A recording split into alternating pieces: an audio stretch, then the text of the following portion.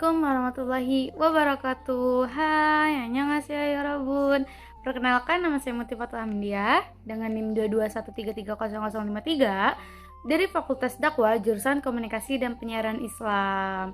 Baik, di sini saya akan sedikit mengulas kembali mengenai tugas yang diberikan oleh Padi selaku dosen pengampu mata kuliah penulisan berita dan artikel. Baik, pada pertemuan ke-10 di mana kita akan membahas kembali mengenai ciri artikel ilmiah. Jadi teman-teman, artikel itu mempunyai ciri ilmiah. Yang pertama, ciri artikel ilmiah adalah objektif. Terus harus rasional. Yang ketiga harus kritis, dan yang keempat itu harus pembaharu. Para penulisannya tersendiri yaitu mencari dan kita tuh harus mengembangkan gagasan tersebut gitu, sebuah gagasan. Terus memahami metode. Nah, jadi kita bisa menggunakan penelitian kualitatif, terus penelitian kuantitatif, ya kan? Terus pencarian referensi. Nah, bisa kita ambil dari buku, jurnal, data gitu, data-data yang lainnya. Terus perencanaan naskah. Nah, penulisan itu bersifat universal biasanya, yaitu mengacu pada ragam bahasa tulis yang baku, universal. Terus gaya bahasa yang selingkung. Nah, sistematika tulisan, cara merujuk, terus cara menulis daftar rujukan, terus pengajian tabel, gambarnya, terus menulis identitas penulis. Nah, terus juga jangan takut untuk menulis gitu. Terus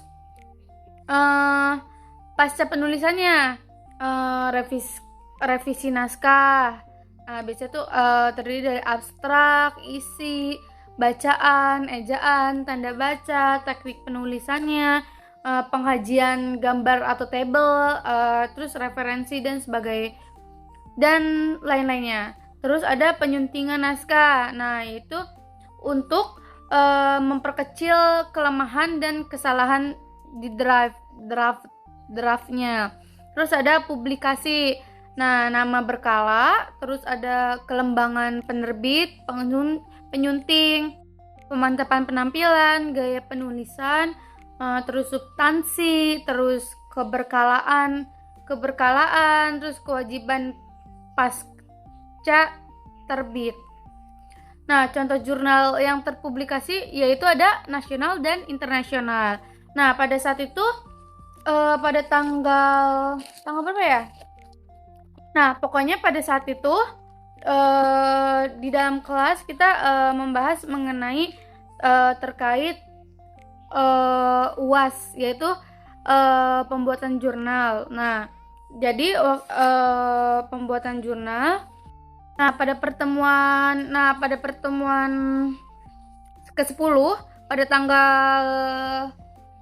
tanggal 2 bulan Mei 2024, di saat itu lebih membahas mengenai jurnal yang ditugaskan oleh Padi.